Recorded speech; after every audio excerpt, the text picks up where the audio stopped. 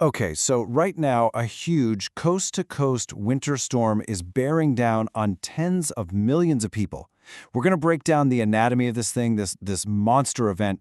We'll look at the heavy snow hitting the plains, the crippling ice in the south, and really uncover the chain reaction that makes this storm so incredibly dangerous. But before we get into all the maps in the meteorology, let's just start with what this actually feels like. This quote, it just says it all, right? It's not some fancy weather report. It's just a raw, human reaction to this unbelievably deep freeze that's taking hold across the country. All right, so let's pull back from that personal feeling for a second and just get a handle on the sheer scale we're talking about here. This isn't just, a local blizzard. This is a massive weather system that's impacting a huge chunk of the entire country. You see it being called a fierce winter storm, but I want you to focus on that other description, a slow-moving monster. That slow-moving part, that's what makes it so terrifying. It's not a quick hit-and-run storm. It's more like a siege, just sitting over these areas, allowing all that cold and all that snow and ice to just pile up and cause the most damage possible.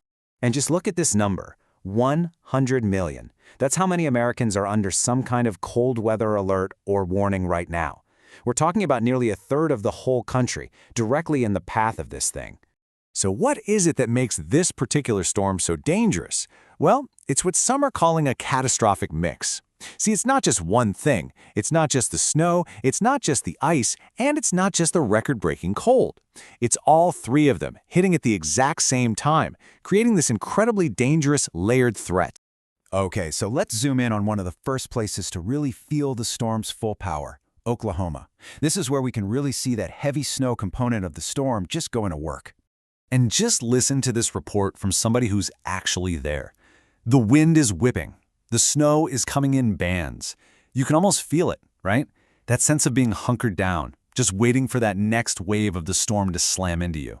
So, what this means for the folks on the ground is that temperatures are just plummeting. We're talking single digits. Now you combine that with crazy high winds and a foot of snow, you got yourself a true blizzard. And then you see that last point, and it's an ominous one. The power is already starting to go out. Now, as this whole system pushes south and east, the threat actually changes. It's not so much about the snow anymore. Now, it's about something that's, arguably even more destructive, a crippling layer of ice. And that, my friends, is a whole different kind of danger. And you can see the two problems laid out right here. On one side, you've got the snow challenge in a place like Nashville. The roads become impassable, the city's snowplows are totally overwhelmed. But then, look at the ice threat in places like Texas and Mississippi. That's not just about driving, that's about your entire infrastructure getting encased in a thick sheet of ice, bringing down trees and leading to widespread crippling power outages. And let's just stick with Nashville as an example. They're looking at 6 inches of snow. That's more than they usually get in an entire winter, and it's coming down in one day. And what do they have to fight it?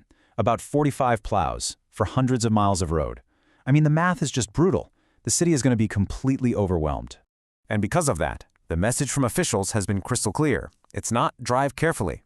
It's stay home, don't drive. Period. The roads are just becoming way too dangerous, whether it's from snow or ice. You just can't be out there. And it looks like people are absolutely listening. The grocery stores, the hardware stores, they're packed. The shelves are empty. Everybody is stocking up, getting ready to just ride this thing out. And it's not just regular folks. Get this. Utility companies are moving in crews from as far away as Florida, getting them into position because they know exactly what's about to happen. And all that preparation brings us to what is probably the single biggest threat from this storm, the electrical grid. Because when that freezing rain starts to come down and accumulate, it puts our entire power infrastructure under this immense and often unbearable strain. So, how much ice does it actually take to cause major problems?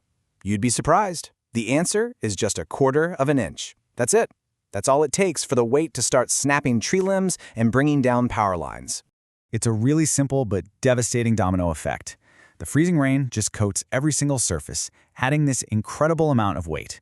That weight snaps tree limbs, and where do they fall? Right on top of the power lines. The lines break, and boom, just like that, entire neighborhoods go dark. And this is such a crucial point, and this resident explains it perfectly. This isn't like a summer brownout where you just ask people to use less power.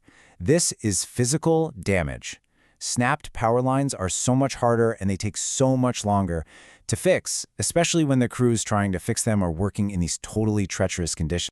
Which of course leads us to the most critical question of all. On one hand, you've got these record-breaking, dangerously cold temperatures. On the other, you have a storm that is actively destroying the power grid. So, what happens when those two things collide?